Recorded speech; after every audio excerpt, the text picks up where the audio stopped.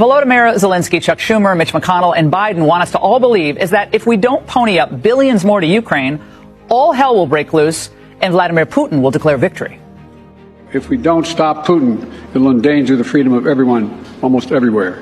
Putin will keep going, and would-be aggressors everywhere will be emboldened to try to take what they can by force. Then it's a ground war, right? Your sons and your daughters, their blood is going to be spilled. They're going to die. This was the message from the Ukrainian president as well, who met with lawmakers and the president of the United States in Washington today. And this entire sad saga shows us that once again, 77 years after the end of World War II, Europe is still not capable of or interested in defending itself.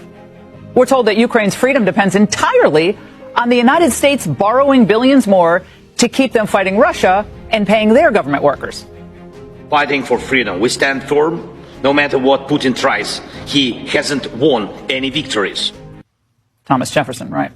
Well, there's nothing like having a foreign leader travel here to demand more money after he's failed to hit any benchmark of progress for which the original funds were appropriated. But if you don't give him more money right now, you're going to lose your entire investment. He's the Bernie Madoff of wartime presidents. What are we funding exactly? Ever think about that?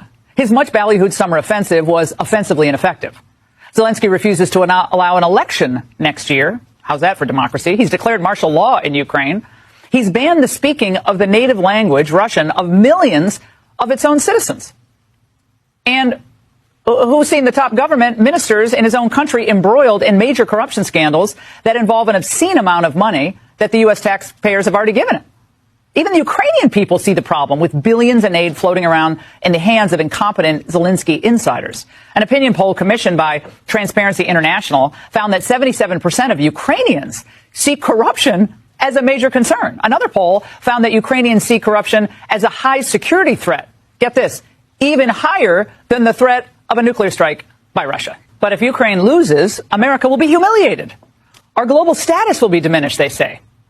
Well, I hate to break it to all the globalists who are using that old line, but thanks to their policies, America already has been diminished. America already has been humiliated. We are in a state of decline, and everyone knows it. They spent the last decade telling us that we were systematically racist. How is that a country anyone would want to emulate if that's all true?